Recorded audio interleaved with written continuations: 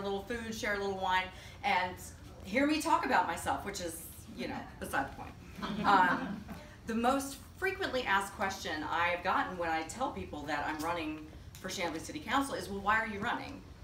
To me, my own reasons seem very self-evident, but I guess I need to explain to people. So let me try to articulate to some of you why I am running.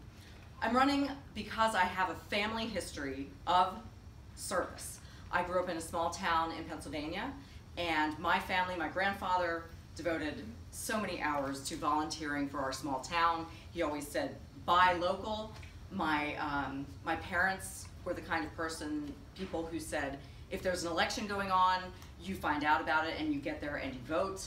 It doesn't matter if it's raining, it doesn't matter if it's snowing, this is your part of the process, you vote. So being engaged with the community, giving of yourself, is something that's pretty much in my genetic code. And I've lived in Chamblee for 16 years now, my husband and my 2 kids, on the same street for 16 years, Dyer forever. And now that I've lived here for this length of time, I want to start giving back in a way to Chamblee itself, to help make it and keep it the city that we all love and we want to live in. So I'm running for Chamblee City Council because I think that we need to keep an eye on our wonderful development. Our development is spectacular. I'm not going to say that I'm sad about my home value going up, but it does make me pause when I think about the increased price of housing for people on a fixed income, senior citizens, for people who need that starter home, which was what my husband and I purchased when we got here. A lot of people are going to miss out on that chance because our development is happening very rapidly.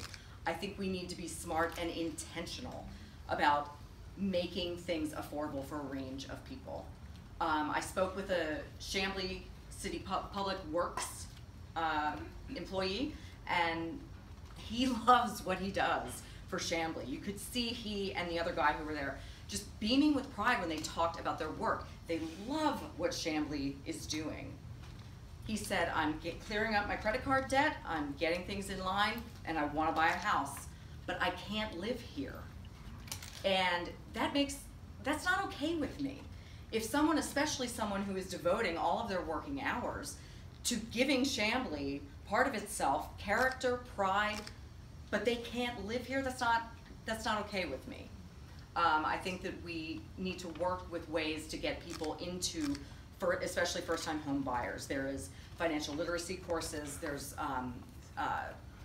certain programs that will help raise credit scores, and there are programs that help with down payments, you know, for first-time home buyers. I think that would be a wonderful option for Chamblee to start giving to some of its citizens, to its residents. One thing that I've consistently hear about what people love about Chamblee, and one of the things that drew us to Chamblee 16 years ago, is its diversity. Diversity with a big capital D. Chamblee does lots of studies and surveys because we're growing so much. They want to know what their citizens love about Chamblee, what they want to see developed here, and diversity is always top of the list. As it is, diversity is top of the list for me. I'd like to see Chamblee engaging in new and more intense ways with people who don't speak English. Nearly 50% of our population does not speak English. As I was saying to Lori, it's tough enough to know what's going on in Chamblee, especially with our rapid development. It's tough enough when you speak the language, when you know people, when you have access to the internet and can find out when and where meetings are. It's tough enough to know what's happening in Chamblee if you have all of those things going for you. If you're like 50% of our residents and don't speak English, you have no idea what's going on. Development is going to be happening rapidly on Buford Highway, and people who live there, who are our citizens, need to know about these things. They should not be left in the dark. Chamblee needs to be, again, intentional about how it reaches out to this population, to let them know what's happening, and in turn to let them have a voice in what happens in their city. Education, as Karen brought up, is also a big passion of mine. I've volunteered many hours at Chambly Middle School doing fundraising. I was president of the Education Foundation there, and I ran the Chambly Fun Mud Run. I directed that for 2 years, and many of you have been in the trenches with me for that, and I thank you for that. Making sure that kids who live in Chambly get a quality education out of DeKalb County is very important to me. Not all of our students go to Montgomery. Not all of our students go to Ashford Park. Ashford Park's where my kids go. I love it. But there's severe, severe overcrowding at some of our other elementary schools. Dresden Elementary School has almost 30 trailers outside. And none of those children are being zoned into the brand new elementary school, the John Lewis School, that's just being built. We can do better than that. We can do better than that for those kids. I met a woman who lives in an apartment in Chambly. She speaks Spanish. Her daughter is whip smart, and I adore her. She lights up a room. She's wonderful. But she refuses to speak Spanish to her mother. She is an American child. She is an American citizen. She deserves everything that my child deserves, that your child deserves, even if you moved here and speak English and have the biggest house on the block. This is America. Things need to be equitable.